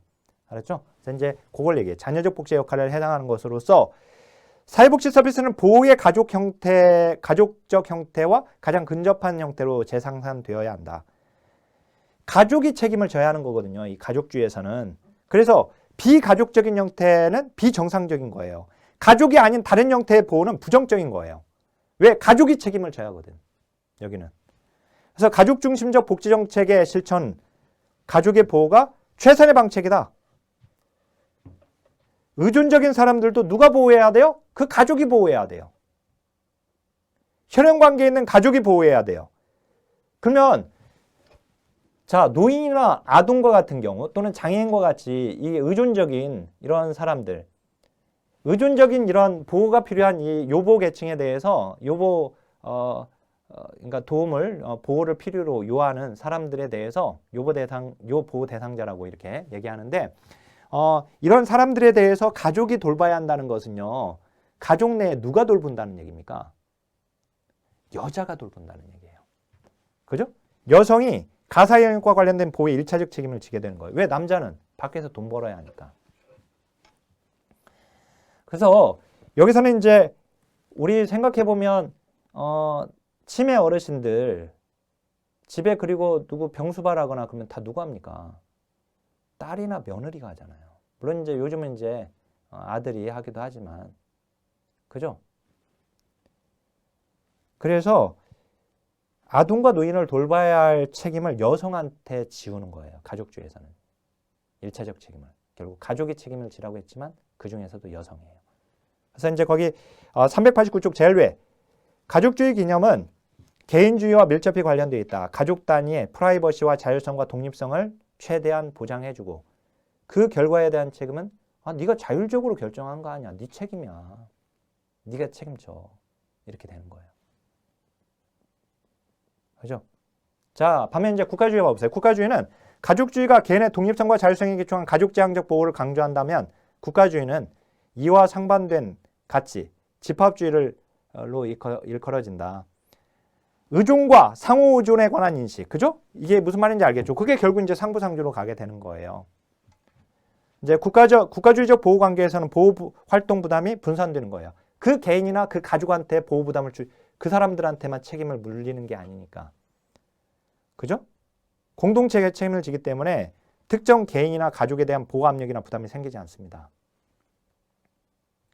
장애인이나 의존적인 개인이 자신의 생활 기회를 책임질 수 있는 위치에 있어야 하고 여성이 다른 선택의 기회를 희생당하면서 보호 제공을 강요당해서는 안 된다. 자, 그래서 국가주의의 실천적 구성 요소에 보니까 국가가 사회적 책임을 수행하는 기관이 되게 된다. 그리고 포괄성, 집합적 책임이 작용하는 영역은 공적, 사적 영역 모두를 포괄한다. 자, 그거. 지역사회복지의 특성입니다. 이 중에 뭐 예방성, 종합성, 그다음에 연대성, 지역성이 지역성이 나온 적이 있어요. 그래서 이거는 문제를 풀고 한번 거꾸로 한번 보셨으면 좋겠고, 자, 지역사회복지와 관련된 개념이 이번에 여기서 나왔는데요. 지역사회 조직이라고 되어 있잖아요. 커뮤니티 오가니제이션. 이 CO는요. 우리가 개별 사회 사업, 집단 사회 사업, 지역사회 조직 사업 이렇게 세 가지가 3대 방법론이라고 합니다. 그래서 이제 제가 옛날에 사회복지를 공부할 때에는 그때는 뭐 전국의 사회복지학과도 많지도 않았을 때인데 그때는 지역사회 조직 사업으로 공부했어요. 근데 지금 지역사회복지 실천으로 공부하는 거예요. 그걸. 알았죠? 지역사회 조직. 전문 사회 사업의 한 실천 방법으로 말할 때 지역사회 조직이라는 표현을 씁니다. 그래서 거기 이번에 보니까 3대 방법에서 나온 개념이다. 로스만에 의하면 전문 사회 사업의 실천 방법. 지역사회 조직 모델에서는 지역사회 개발, 사회 계획, 사회행동이 포함된다. 로스만의 이제 모델에서 이제 지역사회 조직 사업에서 그 모델을 이제 세 가지로 구분하니까요. 자, 그다음에 지역사회 만들기, 고연령, 저소득층의 이웃들을 생산적인 경제, 자립적인 일원으로 만들기 위한 조직화된 노력을 말하는 것이다. 자, 지역사회 보호. 지역사회 보호는 이거 영국에서 나온 개념이에요. 생활보호, 생활시설보호와 함께 지역사회의 하의 개념이다. 영국을 중심으로 1950년대 생활시설 보호에 대한 부정적인 평가를 내리거든요. 이제 영국 역사 이제 우리 공부할 건데, 사회적 보호가 필요로 한 사람들의 가정 또는 그 유사한 지역사회 내 환경에서 서비스를 제공하는 사회적 보호의 형태입니다.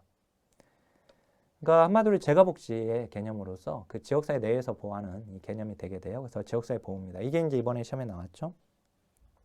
지역사회 개발은 로스만의 모델 중에 하나의 유형이에요. 사회 계획 모델, 지역사회 개발 모델, 사회 행동 모델, 사회 계획 모델, 사회 행동 모델 이렇게 세 가지가 이제 로스만의 모델인데 그 중에 이제 지역사회 개발이 들어가 있죠. 그래서 거기 이제 일정 지역 단위에서 정부나 다른 외부의 지원이 있든 없든 그 지역사회 주민들의 공동 또는 협동적 노력이다. 지역 주민들이 자발적으로 지역 주민들이 스스로 자신들의 문제를 해결해 나가는 그게 바로 지역사회 개발입니다. 그래서 지역사회 구성, 거기에 OX 문장 보니까 지역사회 구성원들의 사회적 관계를 향상시킬 수 있고 지역사회 문제를 해결하기 위해 전문가가 주도적으로 개입하는 게 아니라 전문가가 개입하는 게 지역사회 주민들이 스스로 자조에 의해서 문제를 해결해 나가는 것을 얘기합니다. 자, 그 다음에 시설보호, 재가보호. 이번 강의가 많이 길어졌는데 우리 선생님들 뭐 온라인으로 들으시니까 도중에 잘라서 들으시면 됩니다. 좀 쉬었다가 힘들면 어떻든 거기 시설보호 와보세요. 시설보호와 이제 재가보호로 또 이렇게 나뉘죠. 이제 말 그대로 시설에서의 보호, 재가보호는 자신의 가정에서 보호를 받는 그 시설의 사유화가 나와 있잖아요. 그 탈시설화와 관련되어 있는 거죠. 이게 탈시설화예요, 결국은. 근데 시설의 사유화는 크게 세 가지입니다. 기능의 사유화, 그 다음에 운영의 사유화, 그 다음에 처우의 사유화예요. 그래서 거기 이제 내용에 보니까 보호, 운영, 기능의 사유화라고 되어 있죠. 이 보호의 사유화는 시설에 수용되어 있는 이 생활인들, 생활시설 거주인 이런 클라이언트들이 지역사회 행사에 막 참여하는 거예요. 행사에도 참여하고 그 지역사회 활동에 참여하는 것인데 운영의 사유화는 시설을 운영을 하면서 지역사회 주민들이 자원봉사자로 와서 참여하게끔 하거나 운영위원으로 참여하게끔 하거나 하는 게 운영의 사유화예요. 그 다음에 기능의 사유화는 시설의 설비나 프로그램을 지역 주민들이 이용할 수 있게끔 해주는 겁니다. 이제 지역사회복지 실천이라고 하면은요, 지역사회를 중심으로 이루어지는 사회복지 실천을 의미한다. 그러니까 사회복지 실천이니까 사회복지사가 개입하는 영역이 되게 됩니다. 이렇게 되면. 그래서 이제 거기 3번에 보니까 지역사회복지 실천에 대한 관심이 증가하는 이유는 생태주의 환경의 강조. 즉 생태주의가 뭡니까? 인간과 환경의 상호작용을 얘기하는 거예요. 이 지방정부의 역할 증가, 그 다음에 민관협력 강화 이런 것들이 이제 관심이 증가되는 이유이고, 그 다음에 거기 목적 기능 나와 있는데요. 그건 그냥 참조하시고 이제 중요한 것이 원칙이에요. 원칙. 그래서 원칙은 거 보니까 맥닐이 있고요. 그 다음에 양가로 2번 보니까 존스와 디마치가 나와 있죠. 그죠? 그 다음에 이제 3번, 양가로 3번, 그러니까 로스가 나와 있죠. 학자 이름은 중요하지 않고요. 맥닐하고 존스와 디마치는 섞어서 나온다고 보면 돼요. 그냥 문제가 지역사회복지 실천의 원칙 이렇게 물어봐요. 그냥. 알았죠? 자, 어쨌든 맥닐 거 보니까 사람들과 그들의 욕구에 관심을 가지고 있고 1차적인 클라이언트는 지역사회이고 지역사회는 있는 그대로 이해되고 수용되어야 한다는 수용의 원칙이 들어가 있죠. 그 다음에 각계각층이 참여가 이루어져야 한다라고 하는 거, 욕구의 가변성에 따른 사회사회 과정의 변화에 대해서 이해해야 하고 기관들 사이에 협력할 수 있는 기능을 분담하고 과정으로서의 지역사회복지 활동이 사회복지 실천의 한 분야임을 인식하는 것이고, 자 존스 디마치로 또 내려가 보니까 지역사회복지 실천은 케이스워크, 즉 개별사회사업, 그 다음에 그룹워크, 집단지도 방법론, 집단사회복지 실천이죠. 와 같이 개인의 생활을 풍요롭게 하고자 하는 수단이지 목적이 아니다. 그건 방법론이니까 수단이죠. 그죠? 그다음에 이제 개인과 집단처럼 지역사회도 서로 상의하기 때문에 개별화의 원칙을 준수한다. 자꾸 일반화로 나오거든요. 이번에도 일반화라고 해서 틀리게끔 나왔습니다. 그 다음에 3번 자기결정의 원칙도 있다. 그러니까 개별화, 자기결정, 아까 맹렬에서는 수용도 있었죠. 그죠? 그 다음 이제 그 4번 보니까 사회적 욕구로서의 지역사회복지 활동의 토대가 된다. 지역 주민의 욕구를 우선해서 고려한다. 7번에 다양성을 존중한다. 그죠? 9번 보니까 기관의 효과적인 운영을 위해 다른 기관과 협력하는 동시에 자체 사업과 이익을 유지하려고 하는 태도도 필요하고 11번 보면은요. 지역사회복지 활동 사업을 수행하기 위한 구조는 가능한 한 단순해야 돼요. 너무 복잡하면 지역 주민들하고 같이 이걸 이끌어 나가기 어렵습니다. 즉 지역사회 문제의 구조적 요인을 고려해서 개입해야 한다라고 하는 거. 자, 나머지는 보시고요. 그 다음 이제 거기 로스는요. 그냥 로스의 지역사회복지 실천 원칙 이렇게 문제를 내요. 그렇죠. 별도로 나오는 경향이 있어요. 근데 로스는 지역사회 조직사업을 전개해 나가는 주체로서 추진회를 말을 하는데 어소시에이션, 이 추진회를 매개로 전개되는 지역사회복지 제원칙을 제시한 겁니다. 이 추진회는 우리가 이제 쉽게 보는 것은 아파트 무슨 개발하면 아파트 개발 무슨 조합 해가지고 추진위원 만들어서 막 하잖아요. 그죠? 지금도 제가 근처에 사는 그 아파트에 주민의 몇 프로가 지금 그 재개발에 지금 재건축하는 거 거기에 동의를 했고 몇 사람들은 하지 않고 해가지고 어떻게든 관철시켜야 한다 하면서 그렇게 막 하고 있는데 근데 한쪽에서는 이걸 하지 않아야 한다 이렇게 또 주장하는 쪽도 있고 근데 어떻든 이게 그 추진회를 만들어서 이끌어 나가게 되는데 그럴 때 그 원칙을 보면 첫 번째 추진회는 불만으로부터 결성되어야 한다. 그죠? 불만은 집약되어야 한다. 그리고 불만은 지역사회 주민에게 널리 인식되어야 한다. 그리고 공식적, 비공식적 지도자를 모두 참여시켜야 하고요. 조심해야 할 거 그 6번 정서적인 내용을 지닌 활동을 포함해야 한다. 왜 그럴까요? 정서적인 내용의 활동이 왜 필요할까요? 사람들이 연대해야 하니까 필요한 거예요. 사람들이 친해지는 이유는 뭐예요? 정서적인 활동 때문에 친해지는 거잖아요. 그죠? 네. 그리고 7번 현재적 잠재적인 호의를 활용해야 돼요. 그리고 11번 지역사회 현준 조건에 따라 수행하는 사업의 보조를 맞추어야 합니다. 나머지도 쭉 보세요. 자, 이게 이제 시험에 몇 차례 나왔고. 자, 이제 마지막입니다. 자, 지역사회복지 실천의 가치입니다. 이 가치는 자기결정과 인퍼먼트 획득, 그 다음에 다양성 및 문화적 이해, 그 다음에 비판의식의 개발, 상호학습, 그리고 배분적 사회 정의 실현. 자, 요 목차도 알고 있어야 하고, 근데 우리 시험에 맨 처음에는 그게 그 비판의식 개발인데 비판의식을 지양한다 해가지고 틀리게끔 나온 적이 있었고요. 22회 때는 이게 이제 자세하게 나왔어요, 아예. 내용을 가지고 물어봤거든요. 그래서 거기에 자기결정이란 뭐다. 클라이언트가 전문가의 개입 여부를 결정하고 개입 방법과 그것이 가져올 결과 등에 대해서도 선택할 수 있도록 말하는 것. 인파먼트는 대상자 집단의 의사결정과 참여를 대단히 소중한 것으로 여기고 있다. 그죠? 자기결정과 인파먼트에 초점을 둔 실천은 개인 스스로 환경을 이해하고 선택하고 선택에 대한 책임을 지고 조직화와 옹호를 통해서 자신의 삶의 위치에 영향을 줄 수 있는 개인의 능력을 발전시키게 하는 것이다. 자, 그 다음에 다양성과 문화적 이해, 즉 문화적 식견, 문화적 다양성을 존중한다라고 하는 거. 예. 그래서 거기에 소외된 문화적 집단 구성원들을 위한 정책 결정 과정에 대한 참여와 지원에 대한 동등한 접근을 촉진시키기 위한 행동을 필요로 한다. 이를 위해서 자, 비판의식을 개발해야 한다. 그래서 거기에 실천가가 억압을 조장하는 사회의 메커니즘을 인식할 뿐만 아니라 그러한 사회의 구조 및 의사결정 과정을 주시하고 이해하는 것, 더 나아가 서비스 대상자들과 공유함으로써 그들의 비판의식을 제고하는 것까지. 자, 그다음에 상호학습. 대상자 집단의 문화적 배경에 대해 배우고자 하는 적극적 학습자가 되어야 한다. 자, 그 다음에 자원의 균등한 배분, 사회 정의 실현.